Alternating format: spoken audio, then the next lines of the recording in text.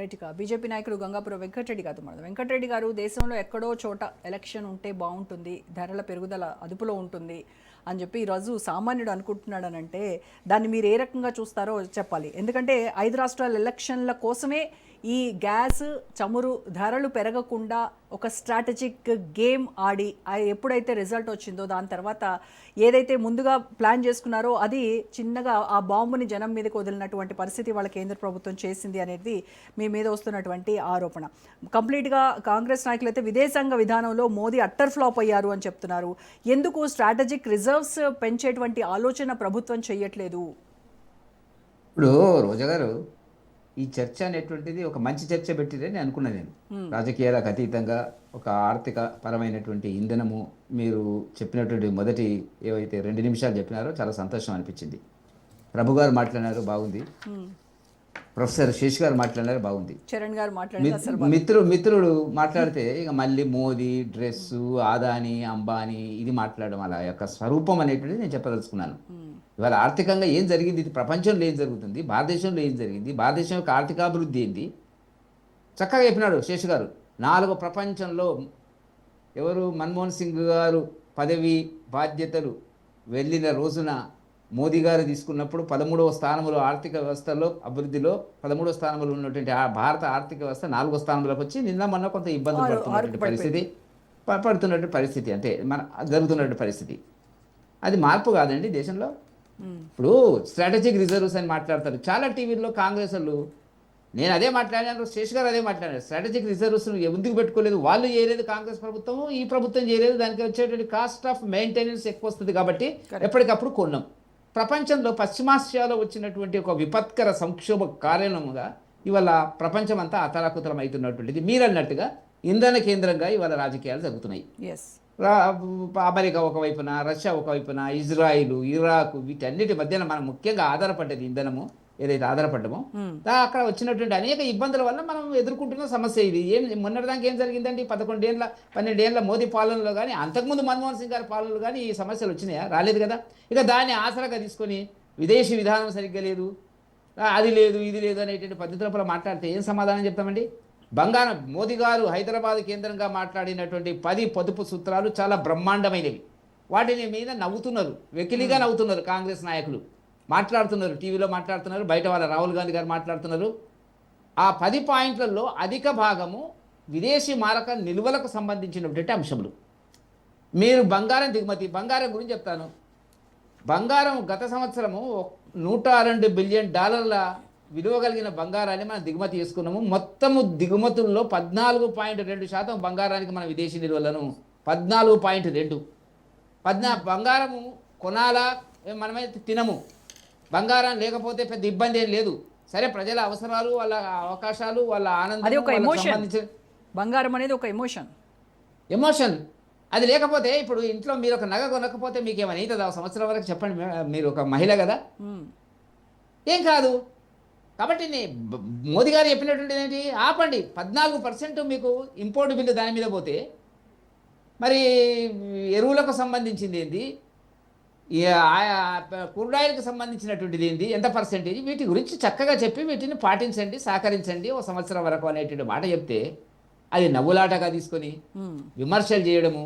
మేమైతే మీకు విదేశీ విధానము లేదు, ప్రపంచంలో ఇలా విదేశీ విధానం మీద యాక్సెప్ట్ అయినటువంటి కొంతవరకు ఇందిరాగాంధీ గారు, ఆ తర్వాత ఆ లెవెల్లో ప్రపంచవ్యాప్తంగా కూడా రిలేషన్స్, ఇంటర్నేషనల్ రిలేషన్స్, కీర్తి ప్రతిష్టలు ఉన్నటువంటి వ్యక్తి, ఇమేజ్ ఉన్నటువంటి వ్యక్తి మోదీ గారు. మీరు గమనించండి.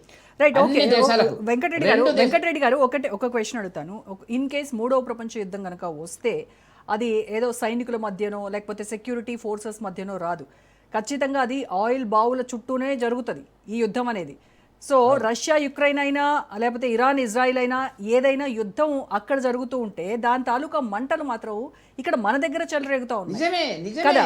ఎస్, మరి భారత్ ప్రపంచ గురువు, భారత్ ప్రపంచ గురువు కావాలంటున్నారు కదా, మరి అలాంటప్పుడు మీ దగ్గర ఉన్నటువంటి ప్లాన్ బి ఏంటి అని అడుగుతున్నాను. ప్లాన్ బి అనేటువంటిది కొంత ఆలస్యం అయినప్పుడు కూడా 3 రోజుల కింద కేబినెట్ మీటింగ్ లో శేష్ గారు చెప్పినట్టుగా బొగ్గు గ్యాసిఫికేషన్కు 37,500 కోట్లు ఇన్సెంటివ్స్ ఇవ్వడానికి ప్రభుత్వాలు ప్రయత్నం చేస్తున్నటువంటిది. ఈ యుద్ధం అనేటువంటిది ఈ రకంగా వస్తుందని ఎవరైనా ఊహిస్తారా? ముందే కనుక్కోవాలి ఇంటెలిజెన్స్, ఇంటెలిజెన్స్ కనుకొని యుద్ధం వస్తుంది అనేటువంటి పద్ధతిలో ఏంటి అది అర్థం లేనటువంటిది, ఎన్నడూ లేనటువంటిది. వాళ్ళు పాలించినారు కదా, రాలేదు కదా సమస్యలు, కొంత వస్తే వచ్చి ఉండొచ్చు.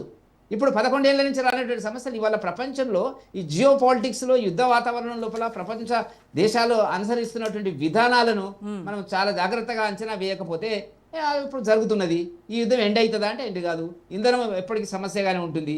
ఏం చేద్దాం అనేటువంటి ఆలోచనలో ఉన్నది. ప్రజల సహకారాన్ని మోదీ గారు హైదరాబాద్ సభగా కోరడం జరిగింది. దాంట్లో తప్పే ఉన్నదండి. రెండవది, ఆయిల్ కంపెనీలకు ₹3 4 సంవత్సరాల తర్వాత లీటర్కు ₹3.30 చరణ్ గారు అన్నట్టుగానే పెరిగింది. పెరిగి 2 సార్లు తగ్గించినప్పుడు, వాటి మీద సుంకం తగ్గించినప్పుడు కేసీఆర్ గారు తగ్గించలే, రాష్ట్రాలకు సలహా చేసినారు మీరు తగ్గించండి, చేయలే. మొన్న రేవంత్ రెడ్డి గారు కూడా చేయలేదు 2 సార్లు తగ్గించినప్పుడు. నా లెక్కలో రఫ్గా, నా లెక్కలో ఇఫ్ ఐఎమ్ నాట్ రాంగ్, ₹15-16 తగ్గుతుంది. కానీ బీజేపీ పాలిత ప్రాంత రాష్ట్రాల లోపల అది ఆ మార్పు తీసుకొచ్చినారు.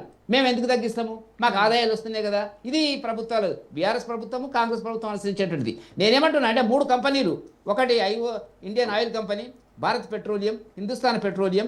నా లెక్కలో మీరు సెర్చ్ చేయండి, మీరు ఆర్టిఫిషియల్ ఇంటెలిజెన్స్ టచ్ చేస్తే మీకు చెప్తుంది. సంవత్సరానికి ₹1,00,000 కోట్ల, ఒక క్వార్టర్లో, సంవత్సరం కూడా ఒక క్వార్టర్ ₹1,00,000 కోట్ల నష్టాన్ని 3 కంపెనీలు వస్తున్నటువంటి పరిస్థితి కనపడుతున్నటువంటి. ప్రభు గారు చెప్పినట్టుగా కరెక్ట్ ఫిగరు, రోజుకు 1000 నుంచి 1,200 కోట్ల నష్టం అనేటువంటిది జరుగుతుంది ఆయిల్ మీద అనేటువంటిది. ఇవి చారిత్రక నిజాలు, ఇబ్బందికరమైనటువంటి అంశములు. ఈ పరిస్థితి లోపల దేశాన్ని ఎట్లా ముందుకు తీసుకుపోవాలనే ఒక ప్రయత్నం కింద మోదీ గారు చేస్తున్నటువంటి ప్రయత్నాలు ఏవైతే ఉన్నాయో బ్రహ్మాండంగా ఇవాళ వెంకటరెడ్డి గారు, ఇంకొక విషయం ఏంటంటే అంతర్జాతీయంగా ఈ ధరలు పెరిగినప్పుడు ప్రభుత్వానికి, చమురు కంపెనీలకు ఒక విండ్ ఫాల్ ప్రాఫిట్స్ చూస్తారు వీళ్ళంతా. కానీ ఆ లాభాల్లో కొంత భాగాన్ని నేరుగా వినియోగదారుడికి సబ్సిడీ రూపంలో ఎందుకు ఇవ్వరు? ఇప్పుడు ఒకటి మేడం, ఒక కంపెనీకి లాభం అనేటువంటిది వచ్చినప్పుడు పి అంటాం, ప్రాఫిట్.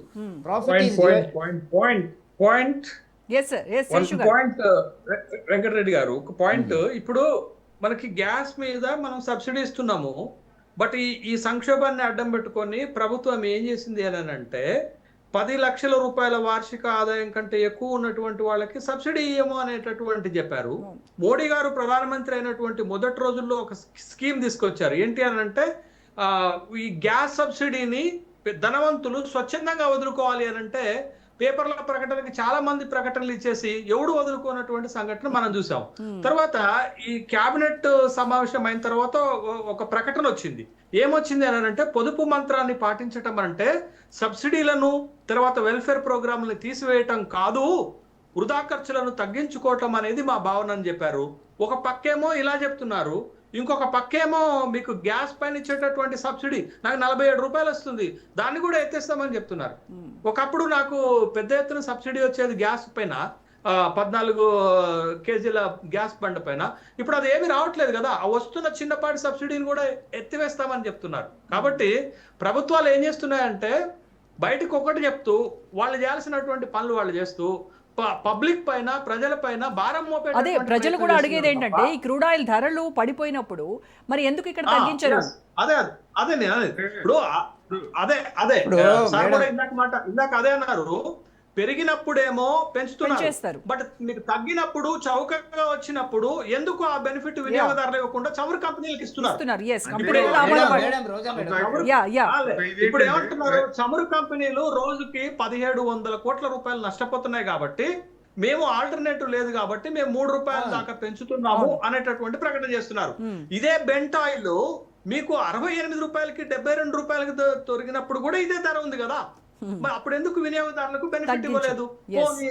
పోనీయండి.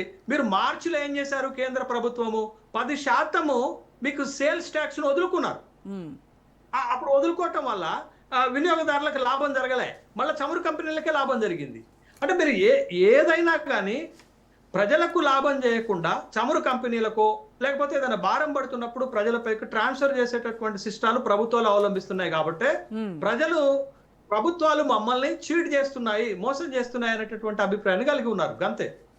ఇప్పుడు ఒకటి రోజా గారు, ఇప్పుడు శేషి గారు అన్నట్టుగా 1 లీటర్ పెట్రోల్ మీద ₹14, డీజిల్ మీద ₹42, ఎల్పిజి సిలిండర్ మీద ₹674 నష్టం వస్తున్నటువంటి దాన్ని మనం దృష్టిలో పెట్టుకోవాల్సిన సమస్య ఉంది. ఒకటి, ఇప్పుడు ప్రభుత్వాలు వేరు, వ్యక్తులు వేరు, సమాజం వేరు అనేటువంటి కోణంలో ఆలోచిస్తే దీనికి సొల్యూషన్ దొరకదండి. చాలా కాలంగా ఆయిల్ కంపెనీస్ వాటి రిజర్వ్స్ తగ్గిపోయినాయి. పి అనేటువంటిది ట్యాక్స్ కింద పోవచ్చు, ప్రాఫిట్ అనేటువంటిది రిజర్వ్స్ కింద పోవచ్చు, డివిడెండ్ కింద పోవచ్చు, రకరకాల బోనస్ల కింద పోవచ్చు. ఒక పి అనేటువంటిది ఆర్థిక వ్యవస్థలో కంపెనీల్లో ఇన్ని రకాలుగా ఉంటుంది. ఏదైనా ఒక ఆదాయం అనేటువంటిది కంపెనీకి వచ్చినప్పుడు ప్రభుత్వానికి వచ్చినట్టు, ప్రభుత్వానికి వచ్చినప్పుడు ప్రజలకు వచ్చినట్టు. ప్రభుత్వం అనేటువంటిది వేరే, మోదీ గారు ఒకటి వేరే వ్యక్తి అంతా తినేస్తున్నాడు అనే పద్ధతి లోపల అర్థశాస్త్రం అనేటువంటిది చెప్తుందని చెప్పి నేను అనుకోవడం లేదు. ఎందుకంటే శేష్ గారు ఆర్థిక శాస్త్రం ప్రొఫెసర్ కాబట్టి నేను అంతకంటే ఎక్కువ పోను నేను. కాబట్టి ఇవాళ జరుగుతున్న పరిస్థితి ఏంది? కంపెనీల యొక్క నష్టాలని తగ్గించుకునేటువంటి ఒక ప్రయత్నం లోపల పెంచడం అనేటువంటిది తప్పనిసరి పరిస్థితి జరిగింది తప్ప మీరు అన్ని తగ్గించండి అంటే ఎక్కడికి వస్తుంది? గవర్నమెంట్ దివాలా తీస్తుంది. శ్రీలంక అయినట్టయితుంది, ఇంకో దేశం అయినట్టయితుంది. తప్పదు. కొన్ని పరిస్థితుల లోపల కఠిన నిర్ణయాలు తప్పవు. కఠిన నిర్ణయాలు లేకపోతే ఏం జరుగుతుందో మనకు సమాజంలో తెలుసు. మన ఇంట్లో కుటుంబ సభ్యులు, మన పిల్లలు ఏం చేస్తున్నారనే నిర్ణయాలు లేకపోతే మనం ఇవాళ ట్రోల్ అవుతున్నటువంటి సమాచారం ఏదైతే ఉందో, ఇష్యూస్ ఏవైతుందో మనం గమనించవలసిన అవసరం ఉంది. కాబట్టి ప్రభుత్వం అనేటువంటిది, ఇప్పుడు నేనున్నానండి, నాకు 1,50,000 పెన్షన్ వస్తుంది. నాకు ప్రభుత్వం నుంచి ఏ సబ్సిడీ లేదు. సంవత్సరానికి 1,50,000 ఇన్కమ్ ట్యాక్స్ కడతా. నేను కొనేటువంటి వస్తువుల మీద GST చేస్తా. నేను అఫోర్డబుల్ పే చేసే పరిస్థితిలో ఉన్నాను. కాబట్టి ఈ డబ్బంతా ఎవరికి ఉపయోగపడుతుందండి? బడుగు వర్గాలకి, సమాజంలో ఉండేటువంటి ఉచిత పథకాల కింద ప్రభుత్వానికి ఉపయోగపడుతున్నట్టు. ఇంకొక ప్రశ్న ఏంటంటే వెంకటరెడ్డి గారు, భారత్లో కూడా మనకి చమురు నిల్వలు ఉన్నాయి కదా, లైక్ కేజీ బేసిన్, ఇక్కడ మనం రాజస్థాన్లో ఇవన్నీ ఉత్పత్తి చేసుకుంటూనే ఉన్నాం కదా, వాటిని ఎందుకు ఉత్పత్తి సామర్థ్యాన్ని ఇంకా ఎందుకు పెంచట్లేదు? జరుగుతున్నాయి సమస్యలు.